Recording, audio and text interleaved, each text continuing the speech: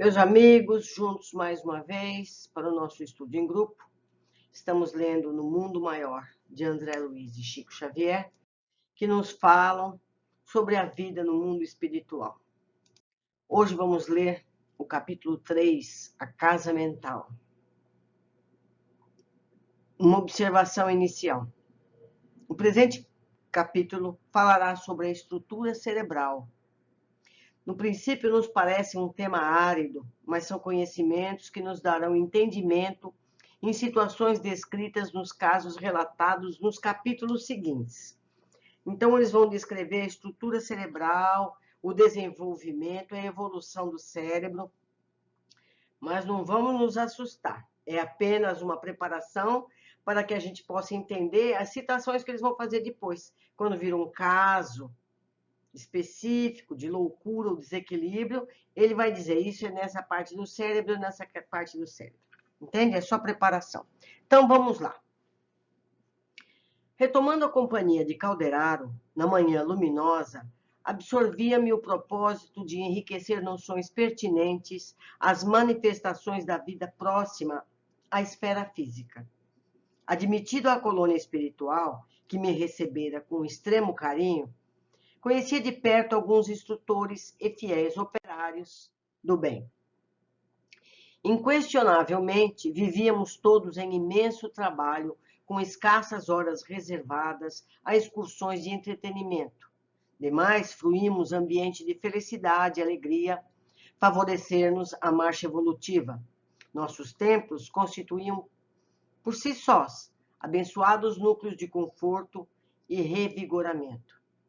Nas associações culturais e artísticas, encontrávamos a continuidade da existência terrestre, enriquecida, porém, de múltiplos elementos educativos. Quer dizer, eles tinham atividades artísticas parecidas com as da Terra, mas ainda assim era educativa. O campo social regurgitava de oportunidades maravilhosas para a aquisição de inestimáveis afeições. Quer dizer, tinham encontros sociais também. Os lares em que situávamos o serviço dioturno erguiam-se entre jardins encantadores, quais ninhos tépidos e venturosos em frondes perfumadas e tranquilas. Não nos faltavam determinações e deveres, ordem e disciplina. Entretanto, a serenidade era nosso clima e a paz nossa dádiva de cada dia. Arremessara-nos a morte à atmosfera estranha à luta física.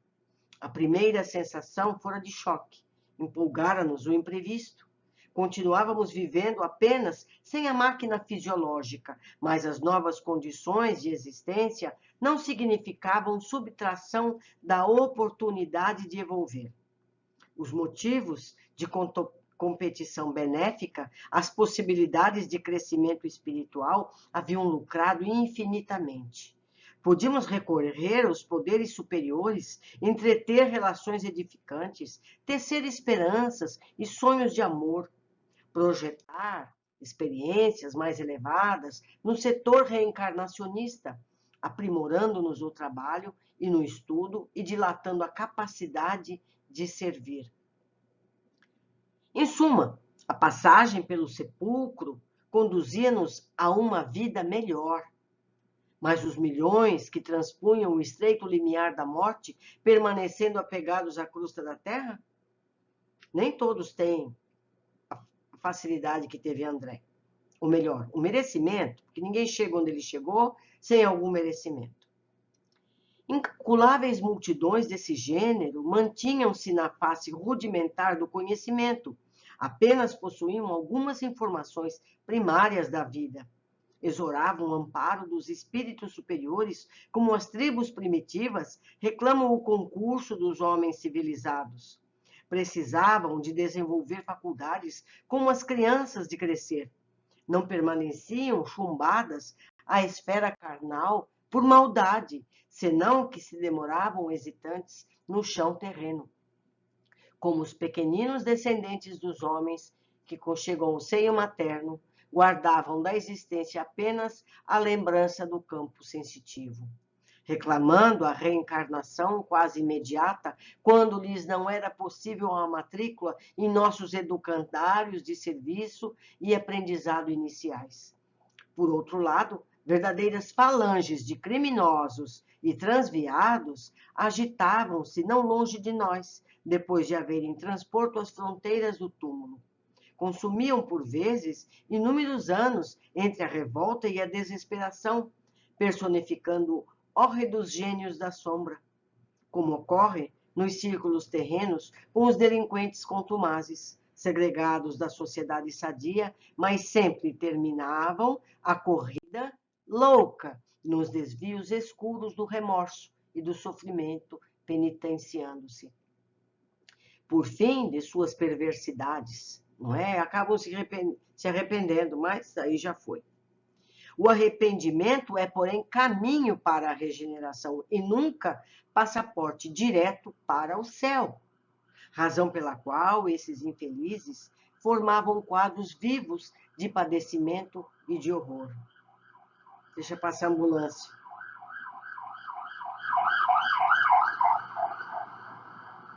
Em várias experiências, via-os conturbados e aflitos, assumindo formas desagradáveis ao olhar. Nos casos de obsessão, vertiam-se em recíprocos algozes, ou então em verdugos frios das vítimas encarnadas, quando estantes ou circunscritos nos vales de punição. Aterravam sempre pelos espetáculos de dor e de miséria sem limites. No entanto, era forçoso convir, eles, os desventurados, e nós, outros, que continuávamos trabalhando em ritmo normal, atravessávamos portas idênticas. Todos morremos. Talvez, em muitos casos, houvéssemos abandonado o invólucro material sob o assédio de doenças análogas. Isso considerando, e por desejar conhecer a divina lei, que não concede paraísos de favores, nem estabelece infernos eternais, confrangia-me o contemplar as imensas fileiras de infortunados. Efetivamente, identificara numerosos deles em câmaras retificadoras, através de múltiplas instituições de beneficência. Todavia, esses, situados na zona de amparo fraterno, apresentavam a seu favor sintomas de melhora quanto ao reconhecimento das próprias falhas ou aos créditos espirituais de que gozavam, mercê de certas forças intercessoras. Os infelizes a que aludimos provinham, porém, de outras origens. Eram os ignorantes, os revoltados, os perturbadores e os impenitentes de alma impenetrável, impermeável às advertências edificantes, aos enfatuados, os vaidosos dos mais vários matizes, perseverantes no mal, dissipadoras da energia anímica em atitudes perversas diante da vida. Ou seja, André descreve aqui os vários tipos de espíritos e os vários caminhos que cada um pode seguir. Não é? Meu contato com eles, em diversas ocasiões, fora simples encontro fortuito, sem maior significação para o meu esclarecimento. Por que motivo se demoravam tanto no hemisfério obscuro da incompreensão? Adiavam deliberadamente a recepção da luz? Não lhes doeria a condição de seres condenados por si mesmos a longas penas? Não experimentariam vergonha pela perda voluntária de tempo? Muita vez surpreendia-me a contemplá-los. Os traços fisionômicos de muitos deles desventurados pareciam um monstruoso desenho, provocando ironia e piedade. Que lei regeria a estereotipação de suas formas? Telosia olvidado a mãe natureza, pródiga de bênçãos em todos os planos? Ou recebiam eles esses traços de apresentação pessoal como castigo imposto por superiores desígnios? Tais interrogações, que me fervilhavam o cérebro, me punham aflito por viver a possibilidade que se me oferecia. Aproximei-me de Calderaro naquela manhã, sedento de saber. Expus-lhe minhas indagações íntimas, relatei-lhe aos ouvidos tolerantes minha expectativa ansiosa, longamente sofreada. Pretendia conhecer os que se entretinham na maldade, no crime e na inconformação. Porque até então, André se encontrou com aqueles espíritos que chegavam lá no nosso lar. São espíritos que já tinham identificado as suas faltas, eram faltas pequenas, coisas simples, era a culpa que deixava eles ali. Mas de agora para frente, André vai se dedicar a espíritos com histórias mais pesadas. Então, ele está nos preparando para esse momento através desses textos iniciais. Vamos continuar. Meu amigo escutou calmo, sorriu benevolente e começou por esclarecer. Antes de mais nada, André, modifiquemos o conceito para transformar-nos em legítimos elementos de auxílio aos espíritos sofredores, desencarnados ou não. É-nos imprescindível compreender a perversidade como uma loucura, a revolta como ignorância e o desespero como enfermidade. Ante a minha perplexidade, acrescentou o fraternal. Entendeste?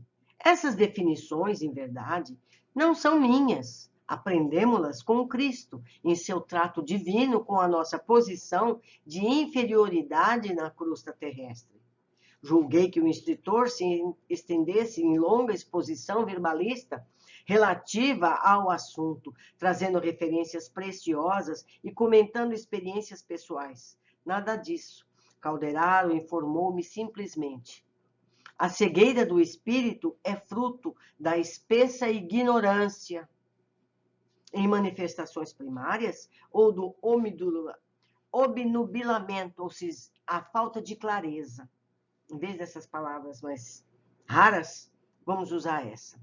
Manifestações primárias ou da falta de clareza da razão nos estados de aviltamento do ser. Nosso interesse no socorro à mente desequilibrada é analisar esse último aspecto da sombra que pesa sobre as almas. Assim sendo, faz-se mister saberes alguma coisa da loucura no âmbito da civilização. Para isso, convém estudarmos mais detidamente o cérebro do homem encarnado e do homem desencarnado em posição desarmônica, por situarmos aí o órgão da manifestação da atividade espiritual. O cérebro é usado pelo espírito como manifestação. Desejaria continuar ouvindo nas explicações claras e convincentes a lhe fluírem dos lábios, mas Calderaro silenciou para afirmar passado alguns instantes. Não dispomos de muito tempo para discretear de matéria estranha aos meus ouvidos. Todavia, lidaremos juntos, convictos de que, trabalhando nas boas obras, aprenderemos sempre a ciência da elevação. Sorriu fraternal e rematou. O verbo gasto em serviços do bem é cimento divino para realizações imorredoras. Conversaremos, pois, servindo aos nossos semelhantes de modo substancial, e o nosso lucro será crescente. Calderaro achou o seguinte: vamos trabalhar e eu vou te explicando à medida que nós vamos encontrando os casos, certo? Calei-me edificado. Daí a minutos, acompanhando-o, penetrei vasto hospital. Detendo-nos diante do leito de certo enfermo, que o assistente deveria socorrer. Isso é no plano físico. O doente está vivo. Abatido e pálido, mantinha-se ele unido à deplorável entidade de nosso plano, do plano desencarnado, em míseras condições de inferioridade e sofrimento. O doente, embora quase imóvel, acusava forte tensão dos nervos, sem perceber, com os olhos físicos, a presença do companheiro de sinistro aspecto. Pareciam visceralmente jungidos um ao outro, colados, presos. Tal a abundância de fios tenuíssimos que mutuamente os entrelaçavam, desde o tórax à cabeça, pelo que se Me figuravam 2 prisioneiros de uma rede fluídica. Pensamentos de um deles, com certeza, viveriam no cérebro do outro. Comoções e sentimentos seriam permutados entre ambos com matemática precisão. Espiritualmente, estariam em contínuo, perfeitamente identificados entre si. Observava-lhe, admirado, o fluxo de comuns vibrações mentais. Dispunha-me a comentar o fenômeno quando Calderaro, percebendo minha intenção, se adiantou recomendando: examina o cérebro de nosso irmão encarnado. Concentrei-me na contemplação do dedicado aparelho, centralizando toda a minha capacidade visual de modo a analisá-lo interiormente. O envoltório craniano, ante meus poderes visuais intensificados, não apresentava resistência. Como preparado de outras vezes, ali estava o complicado departamento da produção mental, semelhando-se a laboratório dos mais complexos e menos acessíveis. As circunvoluções separadas entre si, reunidas em lobos igualmente distanciados uns dos outros pelas fissuras, davam-me a ideia de um aparelho elétrico, quase endevassado pelos homens. Comparando os 2 hemisférios, recordei da designação da terminologia clássica e demorei-me longos minutos reparando as especiais disposições dos nervos e as características de substância cinzenta. A voz do meu orientador quebrou o silêncio, exclamando inopinadamente: observa a sinalização. Assombrado, notei pela primeira vez que as irradiações emitidas pelo cérebro continham diferenças essenciais. Cada centro motor assinalava-se com peculiaridades diversas através das forças radiantes. Descobri surpreso que toda a província cerebral, pelos sinais luminosos, se dividia em 3 regiões distintas. Nos lobos frontais, as zonas de associação eram quase brilhantes. No córtex motor, até a extremidade da medula espinhal, a claridade diminuía para tornar-se ainda mais fraca nos gânglios basais. Quer dizer, o André começou a ver a parte elétrica do cérebro, a parte luminosa, não a matéria em si, o cérebro comum, carne. Já despedi alguns minutos da contemplação das células nervosas quando o assistente me aconselhou: examinaste o cérebro do companheiro que ainda se prende ao veículo denso. Observa agora o mesmo órgão do amigo desencarnado, que o influencia de modo direto. A entidade, que não se dava conta da nossa presença, em virtude do círculo de vibrações grosseiras em que se mantinha, fixava toda a atenção no doente, lembrando a sagacidade de um felino vigiando a presa. Observei-lhe estranha ferida na região torácica e dispunha-me a investigar-lhe a causa, sondando os pulmões quando o Calderaro me corrigiu sem afetação. Calma, trataremos da chaga com o trabalho de assistência. Concentre as possibilidades na visão do cérebro.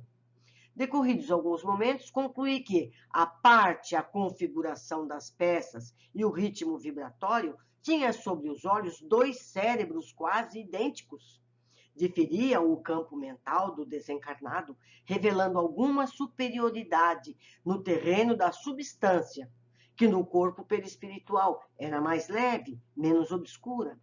Tive a impressão de que, se lavássemos por dentro o cérebro do amigo estirado no leito, escoimados de certos corpúsculos mais pesados, seria este quase igual em essência ao da entidade que eu mantinha sob exame. As divisões luminosas, porém, eram em tudo análogas, eram iguais os 2 cérebros, do ponto de vista de vibração. Mais luz nos lóbulos frontais, menos luz no córtex motor e quase nenhuma na medula espinhal, onde as irradiações se faziam difusas e opacas. Interrompi o estudo comparativo, depois de acurada perquisição, e fixei Calderaro em silenciosa interrogativa. O prestimoso mentor argumentou sorridente: depois da morte física, o que há de mais surpreendente para nós é o reencontro da vida. Aqui aprendemos que o organismo perispirítico, que nos condiciona em matéria mais leve e mais plástica depois do sepulcro. Quer dizer, depois que a pessoa morre, o perispírito ganha mais plasticidade, mais vigor. É fruto igualmente do processo de evolução. Não somos criações milagrosas destinadas ao adorno de um paraíso de papelão. Somos filhos de Deus e herdeiros dos séculos, conquistando valores de experiência em experiência, de milênio em milênio. Não há favoritismo no templo universal do eterno, e todas as forças da criação aperfeiçoam-se ao infinito. A crisálida de consciência que reside no cristal a rolar na corrente do rio, nas pedras. Aí se acha o processo liberatório. As árvores, que por vezes se aprumam centenas de anos a suportar os golpes do inverno, acalentadas pelas carícias da primavera, estão conquistando a memória. A fêmea do tigre, lambendo os filhinhos recém-natos, aprende rudimentos do amor. O símio, guinchando, organiza a faculdade da palavra. Em verdade, Deus criou o mundo para nós nos conservarmos ainda na longa obra completa. Os seres que habitam o universo ressumbrarão suor por muito tempo a aprimorá-lo. Assim também a individualidade. Somos criação do Autor Divino e devemos aperfeiçoar-nos integralmente. O Eterno Pai estabeleceu como lei universal que seja a perfeição obra de cooperativismo entre ele e nós, os seus filhos. O mentor silenciou por instantes, sem que me acudisse ânimo suficiente para trazer qualquer comentário aos seus elevados conceitos. Logo após, identificou-me a medula espinhal e continuou. Creio ociosa qualquer alusão dos trabalhos primordiais do nosso longo drama da vida evolutiva. Desde a ameba, na tépida água do mar, até o homem, vimos lutando, aprendendo e selecionando invariavelmente. Fomos amebas, meus amigos. E para chegar aos anjos ainda temos longo trajeto. Para adquirir movimento e músculos, faculdades e raciocínios, experimentamos a vida e por ela fomos experimentados milhares de anos. As páginas da sabedoria hinduísta estão escritos de ontem e a boa nova de Jesus Cristo é matéria de hoje, comparadas aos milênios vividos por nós na jornada progressiva. Depois de fazer com a destra significativo gesto, prosseguiu. No sistema nervoso, temos o cérebro inicial, repositório dos movimentos instintivos, a sede das atividades subconscientes. Figuremo-lo como sendo o porão da individualidade, onde arquivamos todas as experiências e registramos os menores fatos da vida. Na região do córtex motor, zona intermediária entre os lobos frontais e os nervos, temos o cérebro desenvolvido, consubstanciando as energias motoras, de que serve a nossa mente para as manifestações imprescindíveis no atual momento evolutivo, do nosso modo de ser. Nos planos dos lóbulos frontais, silenciosos ainda para a investigação científica do mundo, jazem materiais de ordem sublime, que conquistaremos gradualmente no esforço de ascensão, representando a parte mais nobre do nosso organismo divino em evolução. Os esclarecimentos singelos e admiráveis empolgavam-me. Calderaro era educador da mais elevada estirpe, ensinava sem cansar, sabia conduzir o aprendiz a conhecimentos profundos, sem nenhum sacrifício de parte do aluno.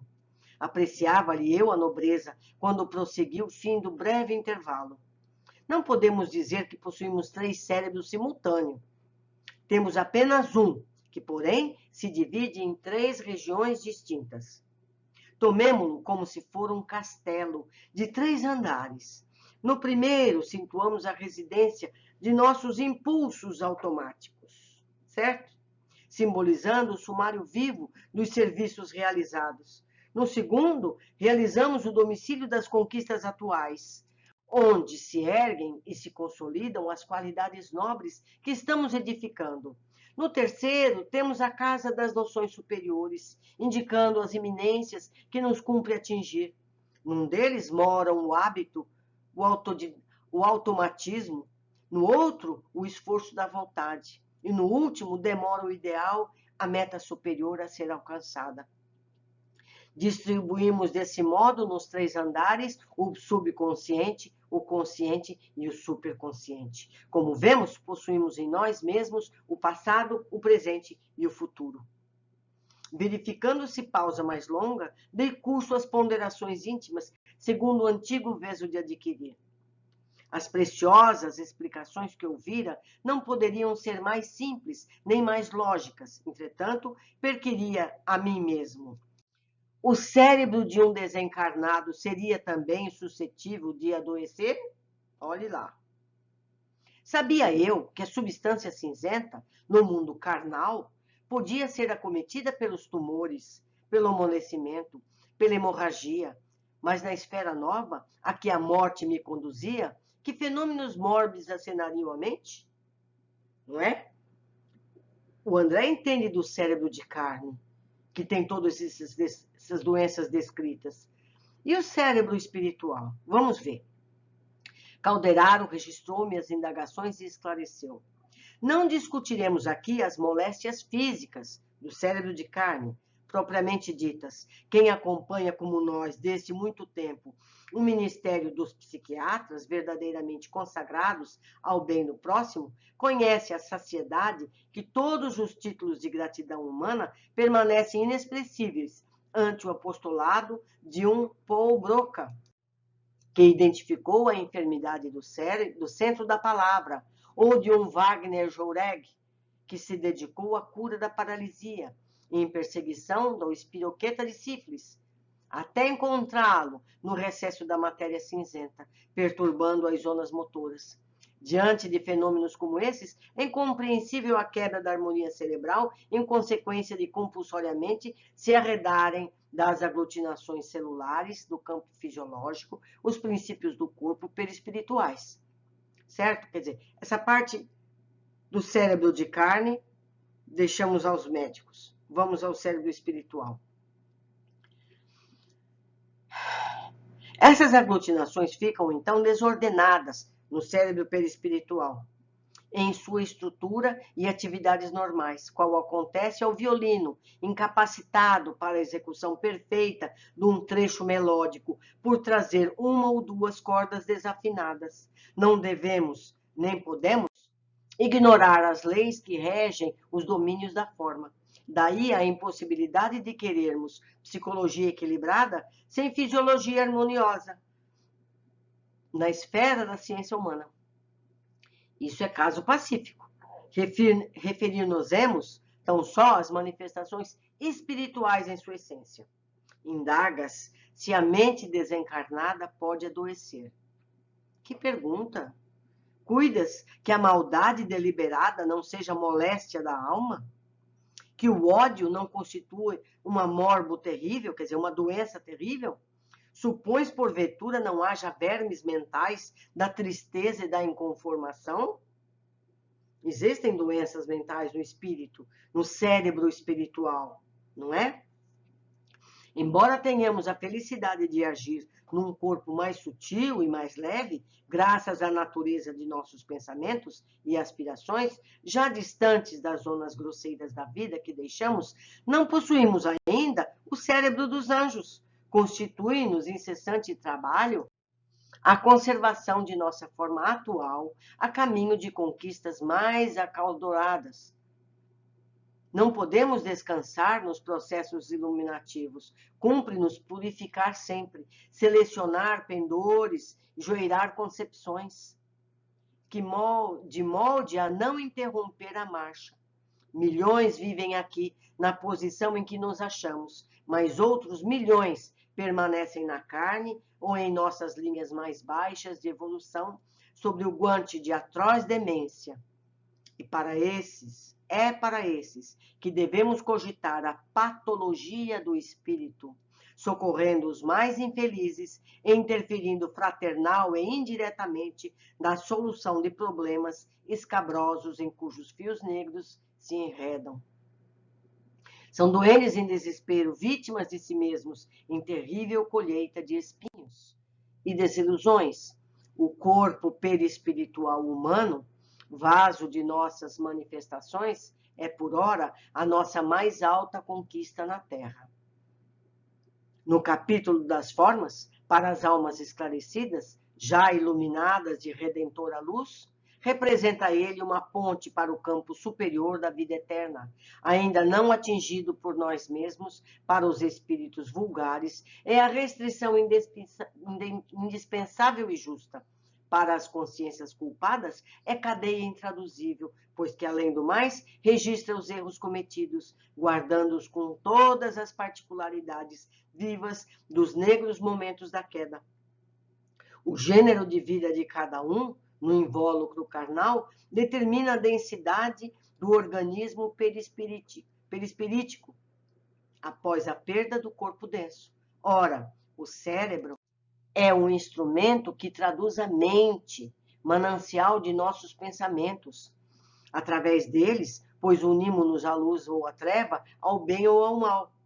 Percebendo a atenção com que lhe seguia os preciosos esclarecimentos, Calderaro sorriu significativamente e perguntou: compreendeste? Indicando os dois sofredores ao nosso lado, prosseguiu: examinamos aqui dois enfermos, um na carne, outro fora dela. Ambos trazem o cérebro intoxicado, sintonizando-se absolutamente um com o outro. Espiritualmente, rolaram do terceiro andar, onde situamos as concepções superiores, entregando-se ao relaxamento da vontade, deixaram de acolher-se no segundo andar, sede do esforço próprio, perdendo valiosa oportunidade de reerguer-se, caíram destarte na esfera dos impulsos instintivos, onde se arquivam todas as experiências da animalidade anterior. Ambos detestam a vida, odeiam-se reciprocamente, desesperam-se, asilam ideias de tormento, de aflição, de vingança. Em suma, estão loucos, embora o mundo lhes não vislumbre o supremo desequilíbrio que se verifica no íntimo da organização perispiritual. Então, toda a explicação que o Calderaro deu sobre o cérebro é para mostrar esses casos de obsessão, em que a pessoa se une com um ser que está doente, ou seja, tem ódio, tem desejo de vingança, ele regride o potencial cerebral e vai para a parte animal, certo? Ele se comporta como animal no cérebro inferior, né? Dispunha-me a desfiar longa lista de perguntas alusivas às duas personagens em foco. Mas o interlocutor iniciou o serviço de assistência direta, impondo a destra no lombro frontal esquerdo do doente encarnado. Falou-me afável: cala-se, meu amigo, tuas ansiosas indagações. Acalma-te. No transcurso de nossos trabalhos, explicar-te-ei quanto estiver ao alcance de meus conhecimentos. Então, assim como ele deu esse início mostrando o formato, a evolução do cérebro, material e espiritual, agora ele vai pegar todos os casos e vai dizer como foi o processo de regressão para o cérebro animal. Por isso foi tão árduo esse capítulo, tão científico, tão detalhado nessa área. Daqui para frente vai ficando mais claro, mais objetivo, mais direto. Vamos às observações desse capítulo. O capítulo começa com André descrevendo a vida diária no plano espiritual, que, de modo geral, se assemelha muito com as rotinas da vida física, porém com mais disciplina e objetivos mais centrados no crescimento espiritual. A colaboração mútua, o acesso mais direto a ensinamentos, ainda do mais alto. E como André diz, sem a necessidade de manutenção de um corpo físico. Você não precisa ficar cuidando tanto do corpo. Em suma, a passagem pelo sepulcro conduzira-nos a uma vida melhor, mas os milhões que transpunham o estreito limiar da morte, permanecendo apegados à crosta da Terra, como é que ficam? Relembro mais uma vez, as linhas em amarelo são cópia fiel do original. Certo? Então, o André explica, para ele foi fácil, a vida continua linda e bela, mas existem aqueles que ainda estão muito presos à Terra. Como é que eles ficam? É o que nós vamos aprender nessas lições. Como é a rotina dos que não se ligaram a uma colônia organizada e dirigida para o desenvolvimento espiritual dos que ali estagiam? Esse será o tema do livro No Mundo Maior. 2. André nos diz que o número desses espíritos é muito grande e que não permanecem junto aos encarnados por maldade, mas por ignorarem as possibilidades de crescimento em regiões destinadas aos desencarnados. Muitos deles lembravam apenas das sensações que tinham quando encarnados, então reclamando a reencarnação quase imediatamente, quando lhes não era possível a matrícula em nossos educandários de serviço e aprendizado iniciais. Quer dizer, eles são tão apegados à vida na Terra que eles nem se interessam a subir para as colônias, eles querem reencarnar em seguida. Então, continuam uma vida de matéria, matéria, matéria. 3. Mas existem também os gênios da sombra, como ocorre nos círculos terrenos, com os delinquentes contumazes, mas sempre terminavam a corrida louca nos desvios escuros do remorso e do sofrimento, penitencia. O arrependimento é, porém, caminho para a regeneração, mas nunca passaporte direto para o céu. Ou seja, assim como na sociedade encarnada há pessoas de todos os níveis de evolução, mas só existe o caminho da evolução, cedo ou mais tarde, todos se educarão para o bem. Mas é preciso que reparem os erros cometidos. Arrependimento apenas não é passaporte para os planos mais altos. Não basta se arrepender. Tem que reparar os erros do passado. Tem que voltar, nascer e provar que aprendeu a lição. Aí sim, você passa de nível. Você é aprovado, vai para a série seguinte. 4. André já nos descreveu nos livros anteriores os espíritos recolhidos às câmaras de retificação. Lembram? Lá no nosso lar, ele trabalhou lá. Primeiro ele foi paciente lá, e depois ele foi trabalhar lá.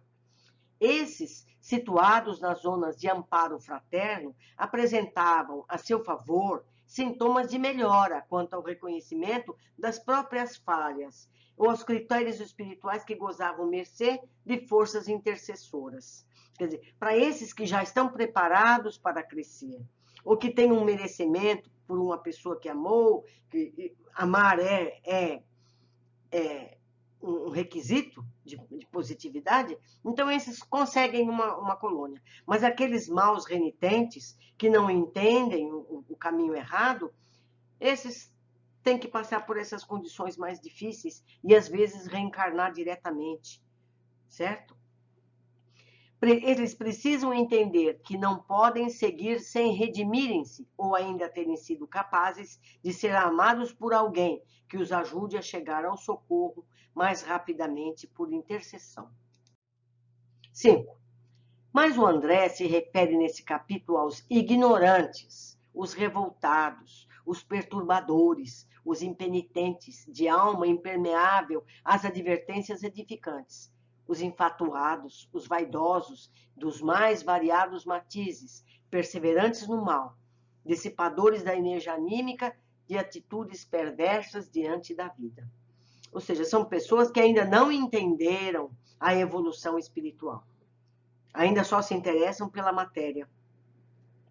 Ou seja, a maioria do que estão na sociedade humana que conhecemos, incluindo nós mesmos. Quem de nós não abriga ao menos uma dessas características descritas? Não é? A gente tem raiva de alguém? A gente quer se vingar de alguém? A gente tem inveja? A gente é vaidoso? A gente se compara uns com os outros? Não é? São defeitos que a gente tem que se corrigir para poder merecer um pouquinho mais. Ou seja, a maioria dos que estão na sociedade humana que conhecemos, incluindo nós mesmos, Quem de nós não abriga ao menos uma dessas características descritas? 6. André se refere à estereotipação das suas formas. Recebiam eles esses traços de apresentação pessoal como castigo imposto por superiores desígnios?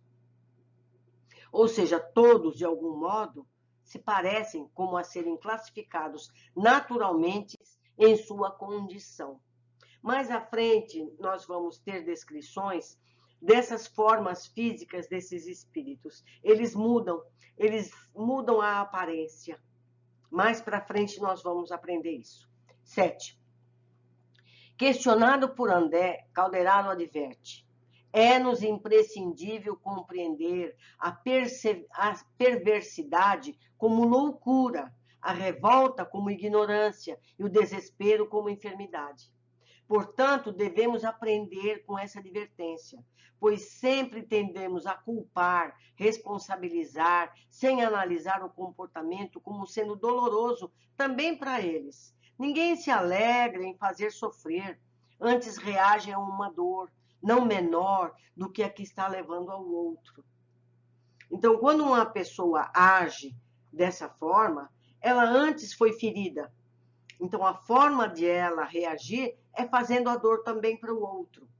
Então, todos estão sofrendo, certo? Não tem um primeiro culpado. 8. Segue Calderaro dizendo: faz-se mister saber alguma coisa da loucura no âmbito da civilização. Convém estudarmos mais detidamente o cérebro do homem encarnado e do homem desencarnado em posição desarmônica, por situarmos aí o órgão da manifestação da atividade espiritual. Então, o cérebro é apenas o órgão de manifestação. Por exemplo, a boca fala, mas ela fala o que o cérebro pensa, e o cérebro pensa o que a alma sugeriu. Percebe como é que é o mecanismo? Não é porque uma pessoa é muda que ela não é capaz de ter ideias. Apenas a boca não está funcionando. A mesma coisa é o cérebro. Calderaro localiza o problema da fisiologia do cérebro, encarnado ou desencarnado, adoecido pelos sentimentos, percebendo a necessidade da psicologia e psiquiatria, tratando das almas de modo que o cérebro não adoeça. Calderaro pede a André que analise as condições do enfermo, encarnado, subjugado por um desencarnado. Quisera eu entender mais da fisiologia para aproveitar mais essa descrição de Calderaro, mas percebemos que a simbiose entre os dois era total. Nós não precisamos ter conhecimento de fisiologia do cérebro, eu e você. Ficou claro que os dois estavam ligados simbioticamente. 10. Calderaro descreve o processo de criação e evolução que todos vivemos desde os primórdios ao infinito. Vamos lá ver o que o Calderaro explicou para nós. Não somos criações milagrosas. Não somos um Adão e Eva feito pronto. Não. A gente vem de antes. Somos filhos de Deus e herdeiros dos séculos, conquistando valores de experiência em experiência, de milênio a milênio. Não há favoritismo no templo universal do eterno. Todas as forças da criação aperfeiçoam-se ao infinito. A crisálida da consciência, que reside no cristal a rolar na corrente do rio. Pedrinhas. Aí se acha o processo liberatório. As árvores, que por vezes se aprumam centenas de anos a suportar os golpes do inverno e acalentadas pelas carícias da primavera, estão conquistando a memória. A fêmea do tigre, lambendo os filhinhos recém-natos, aprende rudimentos do amor. O símio, guinchando, organiza as faculdades da palavra. Em verdade, Deus criou o mundo, mas nós nos conservamos ainda longe da obra completa. Os seres que habitam o universo ressumbrarão suor por muito tempo a aprimorá-lo. Não é? Para chegar à angelitude falta muito tempo ainda. A velocidade depende de cada um de nós. Nada mais claro que essa descrição de Calderaro. Um dia fomos uma pedrinha, milênios depois fomos árvores. depois animais e agora seres humanos, embora alguns seres humanos pareçam animais. Trazemos todas as lições que precisamos aprender para um dia. Chegamos à perfeição e o caminho ainda é muito longo. Cabe-nos a cada nós seguir aprendendo. A tarefa é um só, é nossa. Não há favoritismo no templo universal. A perfeição, obra de cooperativismo entre ele, o Pai Celestial, e nós, seus filhos. É aprender e amar-nos uns aos outros. A gente só leva dessa vida o que a gente aprende e o que a gente ama. Eu quero observar o seguinte, vocês já viram, a maioria já viu, como é que é a evolução de um ser humano desde a concepção. Primeiro é um ovinho, pequenininho, minúsculo, invisível ao olho nu, que vai se dividindo, dividindo, forma, parece um ovo, aí aparece um réptil, parece um passarinho. Vocês já perceberam isso? Pois parece um lagarto. Vocês já viram como é que o bebezinho vai se desenvolvendo até parecer homem?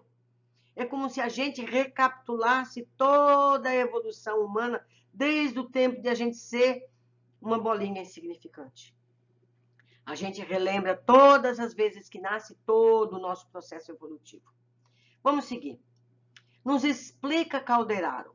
No sistema nervoso, o cérebro inicial, movimentos instintivos, atividades subconscientes, o porão da individualidade, onde arquivamos todas as experiências e registramos os menores fatos da vida. Certo? No córtex motor, o cérebro desenvolvido, manifestações imprescindíveis ao atual momento evolutivo. Nos lombos frontais, silenciosos ainda para a investigação científica do mundo, jazem materiais de ordem sublime, que conquistaremos gradualmente no esforço de ascensão, representando a parte mais nobre do nosso organismo divino em evolução. Cito aqui a obra do Dr. Décio Iandoli, O Cérebro Triuno, que aprofunda essas informações do ponto de vista médico-espírita. Nos inícios do desenvolvimento da vida, tínhamos apenas instintos, o cérebro primitivo. A evolução física e espiritual seguiu e hoje já temos o lóbulo frontal, ainda em investigação científica no mundo.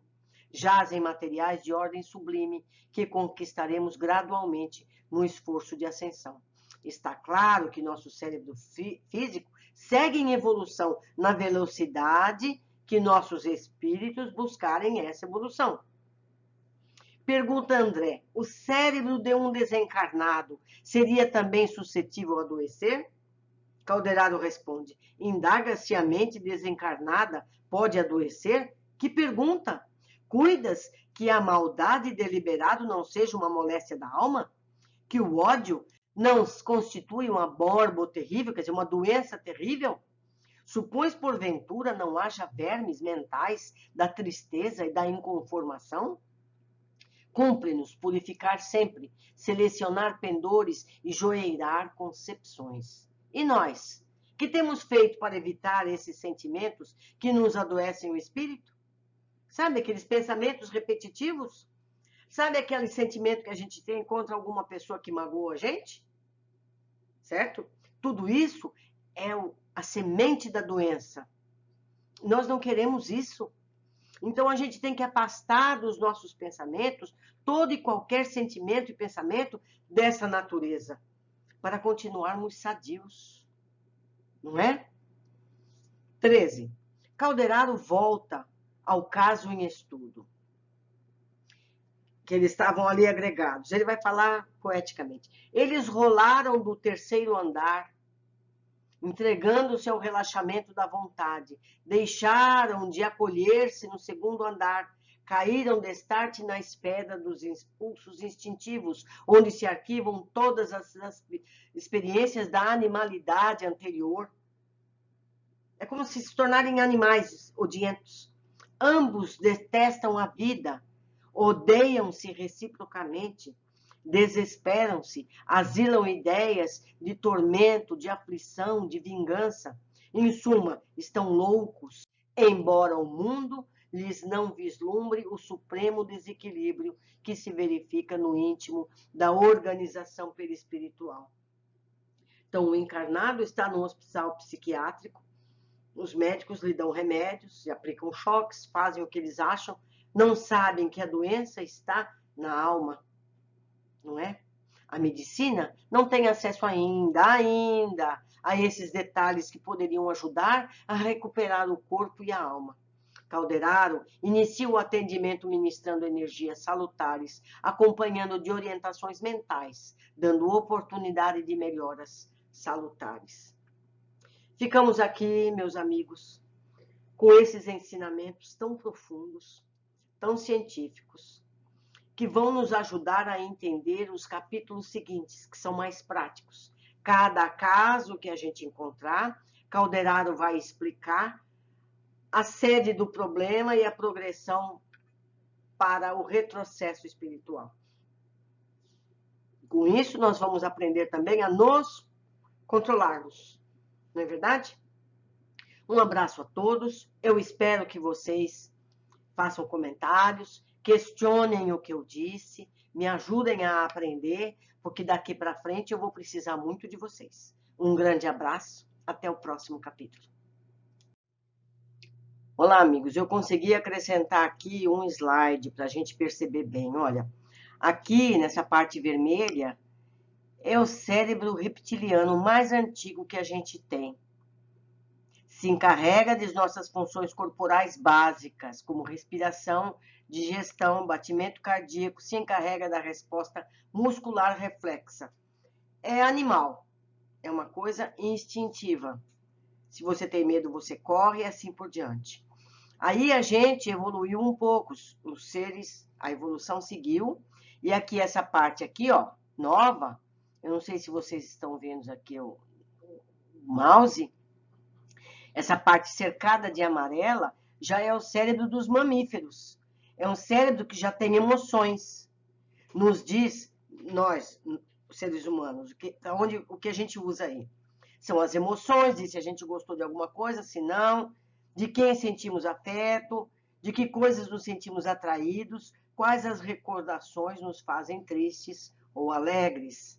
Se a gente pegar um cachorrinho, o cachorrinho é capaz de sentir tudo isso. Ele sabe quem gosta dele, quem não gosta dele, ele abana o rabo quando ele está feliz, e assim por diante. Agora, essa parte azul é o cérebro humano, é o que nós estamos desenvolvendo. É o cérebro da razão. Nos permite analisar as informações, resolver problemas, planificar, desenvolver ideias e teorias. E nós estamos desenvolvendo essa parte frontal.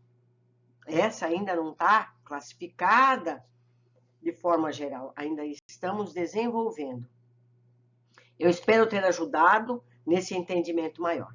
Um abraço, até mais.